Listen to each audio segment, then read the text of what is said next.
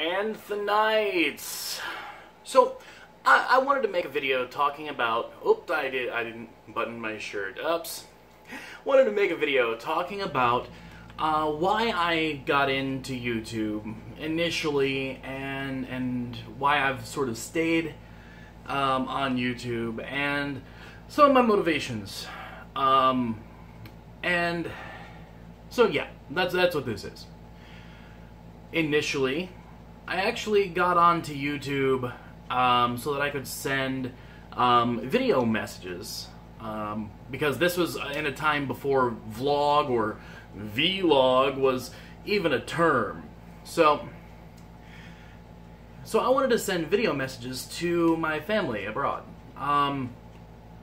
This was, oh goodness, this was, I think the first message I had sent was, well, I had an account before that, but the first message I sent was to my Aunt Gail, because she had just moved away from where I was living at the time to someplace in Pennsylvania. So I uploaded what essentially was my very first vlog, talking about my life, what was going on with me, etc., etc. And something strange happened. Strangers found my video. And this was back in 2006. And it was just so bizarre to me that strangers cared about what was going on in my life. So I kept up with that for a little while. And then I saw all of these parodies and these spoofs and this awesome creative content, specifically mentioning, but back then, the name that he was going by was Smooth E, but now he goes by Eric Schwartz on YouTube. But so yeah, I was getting into his content, and even Jack's films back in the day, and a few others, of course. But that didn't stick around very long, because I got busy, and there was stuff going on in the family, which meant that I didn't have to spend as much time communicating in that way. So I just became another passive consumer for a little while, and then I helped out a friend with his channel. Now, this was before Google bought YouTube, and his channel got hacked, and he never got it back, as far as I know. I've lost contact with him. But then I moved from where I was living in Northwest Indiana to South Carolina, and then I had a day job, but when I got home, it was, I got to do and say, whatever I wanted to online again. And I had more time for consuming YouTube content. And so this is also the time where I purchased a TV card for my PC to allow me to use my PC as a what's the word I'm looking for? As a DVR, basically. So it was actually an AMD card. I don't remember the specifics on it, I'm sorry, but this was 06, 07, something like that. And I so I started consuming lots of content, like Equals 3. Which was hosted at the time by Ray William Johnson. I started consuming content by Philip DeFranco. Back when his show was, it was a little bit different from what it is now. And of course, also just watching all kinds of, really creative people doing really creative things. And I sort of utilized the platform for a few things. For a short time, I utilized it for a commercial spot for my day job. so that we could put that up on our website and a few other things. And then, but YouTube kept shaping my culture. Not just, the culture of the people around me, but how I was experiencing culture in general. Sorry if you hear the air conditioner. Today's a very hot day here, so I couldn't really shut it off right now. Anyway, so again, for a short time after I moved out of my mom's place and in with my girlfriend at the time, because of the amount of free time I had and other stuff, I stopped doing any sort of creating or posting, but continued being a consumer whenever I could. I sort of checked out of my online lifestyle for a little while, and those were some really messed up years for me, mainly because I felt disconnected from all of life. But anyways, so I kind of played and tinkered and made a few friends and, whatnot, and decided to make another go at things in 2012, 2013, somewhere around there, when I had a Minecraft server, and I started using the channel to advertise the Minecraft server, because that made the most sense. And so I did that for a little while, and ended up leaving that channel behind to start a channel when my Minecraft servers were no longer a thing. I ended up leaving that behind so that I could focus on doing YouTube full-time under a new name. And so I did, and I started making Minecraft videos and other gameplay videos, and achieved some level of success, got up to about 10,000 subscribers on that channel. And I ended up, I found myself in a bit of a listless state at one point. Like, I didn't really know what I was going to do, anything like that. And I stumbled upon a video by George Vanus, who at the time was CEO and founder of TGN. And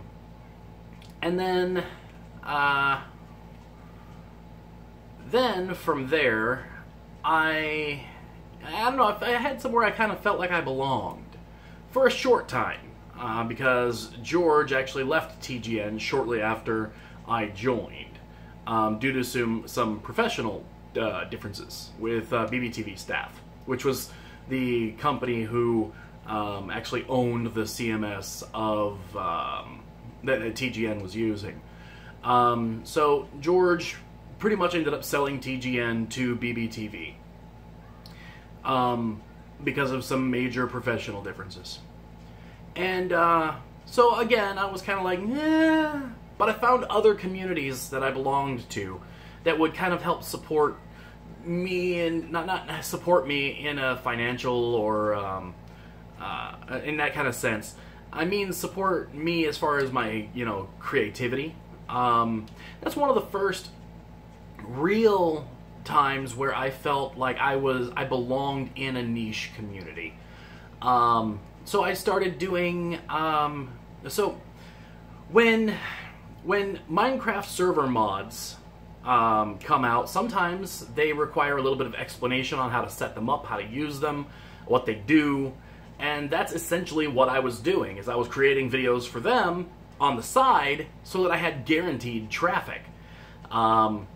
And then, of course, some of those people that were watching, they subscribed, for my other content, which was great. And that was a really good start for me. Or rather, a big boost at the time. And then so I started doing the same for mod packs, and sometimes I got featured on the mod pack pages on how to download and install and set up and or use or whatever. Sometimes I was put on wikis. I had built-in traffic, so I could focus on just trying to grow organically on YouTube, and I had something built in so I could convert traffic from other places, which was really nice. That was a great strategical move for me. So it was about this time that YouTube, to me, became a game. In the sense that it became about the algorithms, figuring out what YouTube did and why it did it. Why some people ended up on the front page of YouTube and why some people didn't, even though they looked like they had similar amounts of traffic. Trying to figure out why people behaved the way that they did as far as reacting to certain kinds of thumbnails and titles and whatnot. And it became a giant, sociological experiment for me, as well as one about reading analytics. And that's huge with me, is any creator here on YouTube needs to learn how to read their analytics. When you're smaller, maybe there's not as much valuable information there, but maybe there is. If a large percent of your people come in from search, and those people aren't subscribing, what do you need to do to your future content to help convert people? Maybe you need to communicate your value proposition a little bit better. Maybe you need to put that more towards the front of the video. There are a lot of things that your analytics can reveal about what you're doing right and what you're doing wrong. So in that way, I sort of gamified the system. And it worked well for me. Even with TGN taking a sizable cut of my revenue at that time, I was still pulling in a really fair amount of money. So anyways, moving on from there, I had some support concerns, and I reached out to TGN support at the time. And I asked like 3 questions in one email. And TGN support answered one of them and then closed the ticket. So it was like I asked question A, question B, question C. They said, here's the answer to question A, ticket closed. I had to email them back or contact them back and go, what about B and C? And they're like, oh, well, B, here's your answer. I had to email them back. What about C? Like, I'm trying to condense the amount of time they're spending on this, and it's like, at the time, I felt like they weren't reading what I had said, what I had put out there. And they didn't respect the fact that I was trying to condense their support costs by balling it all together. Now, what the real motivation was or whatever, I don't know. Don't want to talk smack about TGN. Mainly because that's drama I don't want in my life right now, or ever. So, moving on from there, I came to the TGN forums with this. I'm like, and I saw that there was somebody else having a very similar problem. And a staff member was like, oh no, our support rocks. No, you're crazy. That never happened. So I copied and pasted my chat logs with support, changing some names and dates and whatnot, so that I wouldn't violate, specifically so I wouldn't violate a rule that they had about divulging personal information. And so I posted that as kind of a like, you're full of crap, here's another, issue. And I got banned the next day for sharing personal information. So I freaked out a little bit because I'm like, I got banned from their forums. What the hell? Like, that was my one in to that part of the community. And it was gone. So I remembered that I had seen another video from George a couple of days before that talking about starting up Freedom. And I'm like, okay, you know what? I'm gonna join Freedom. And this actually happened. I got banned and then contacted George / Freedom all on my birthday. Like, this was horrible timing for me. Anyway, long story short, I ended up, leaving TGN, joining Freedom. I also realized, you know what? I personally think I can do better than TGN. Those guys, they don't know, they don't know this from that. There are major places where I think I can do better and help people better. So I contacted George. I'm like, hey, I wanna create a network with Freedom. And they had me put out a business plan and a few other things, and so I did. Started a network, and I started doing what I felt other networks weren't doing, which was interacting with the community properly, offering benefits that could scale, also working with creators, sometimes even one-on-one on some of the things that I've learned about YouTube algorithms and and getting the best results. Also, thumbnail theory and some other miscellaneous things. So I started doing this, and my network went from, now it didn't really start until, it started in maybe February. However, due to some things with Freedom kind of getting off the ground, really, truly, it didn't start till March. But it didn't stop me from continuing on. I kept making videos for the network, helpful guides and tips and strategies and whatever. And I continued doing that so that I could build up content, build up interest, etc., etc. And between March and June, I went from making, not I, but the network went from making $0 per month to somewhere in the neighborhood of like $800 or $900 per month USD, which isn't horrible, isn't great, but it does show you that in a very short time, because of what I was offering, things were progressing fairly quickly. And then, so some of the people that I was interacting with, specifically John McGann and a guy who, I don't really remember his name. Anyway, they had told George, like, look out for this guy. This guy is pretty awesome. I later found out that it was because every time that they talked to me, I was in a shirt and tie, which was what I wore to work. I just happened to always get into calls with them at like 6, 7 p.m. right after work, and I hadn't gotten undressed, but it worked in my favor. So don't ever let anybody tell you that dressing to impress doesn't work. Anyways, but that wasn't the entire reason. That was just part of it. Anyways, so, I went, I was building this. George calls me up. He's like, I want to hire you to do things. I'm like, cool. I like things. And I started working on the youtube.com/school channel because it was very similar to what I was already doing for my network, Game Mode 5. And moving forward, now we're here. And I'm questioning why I'm still doing this. I don't know. I want to make content for this channel. I don't really know what I want to do for this channel.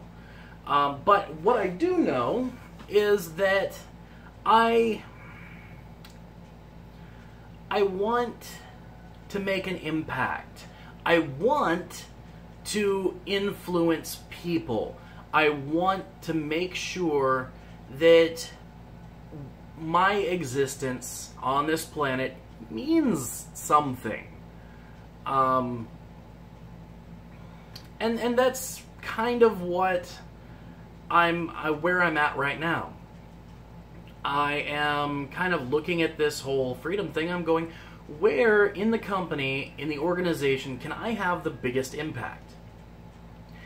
And, there's, with us being a larger organization now, we're not as small and nimble as we once were. And there's also a lot of fear of failure with some people, myself included, which does have a tendency to hold things and people back. I am working on my own fear of failure. So I am hoping I will be able to tackle more projects And if things don't work out perfectly, just keep rolling. As Dory says, just keep swimming, just keep swimming. So, yeah. One thing that I'm looking at possibly doing is bringing something similar but very different to Rehash back to Freedom Central. Basically talking about the news topics of the day, similar to what we used to do on Rehash, and doing it almost in a format similar to what Philly D does, but of course covering maybe things that are a little bit more silly and, you know, not nearly as serious. Reason being is because if I have a format where I can talk to the Freedom Family daily, then I can start salting and peppering in other smaller announcements as time goes on. I don't know if that project's going to get off the ground. I would love for it to. It would force me every day to be on camera and to, you know, present myself to the Freedom Family. That would be really nice. Just a thought. It would also force me to commit to that. Anyways, just random thought there. Why do you do YouTube? What keeps you from doing YouTube? What is it?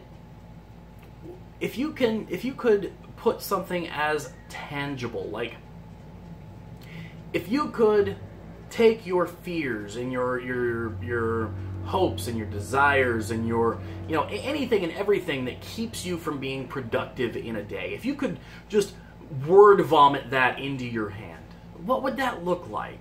I know that's a really strange question. But, I mean, mine is... I picture this almost like the inverse of a Patronus from Harry Potter. It's just this black ball of goo that has, you know, with age, with, you know, with seeing other people fail at things, and seeing myself, you know, have projects that didn't go so well, and all of this, I feel like as I get older, I get this ball of goo that is growing inside of me that just kind of keeps me from being able to act, to just jump out and go, yes, let's, you know, grab this by the cojones.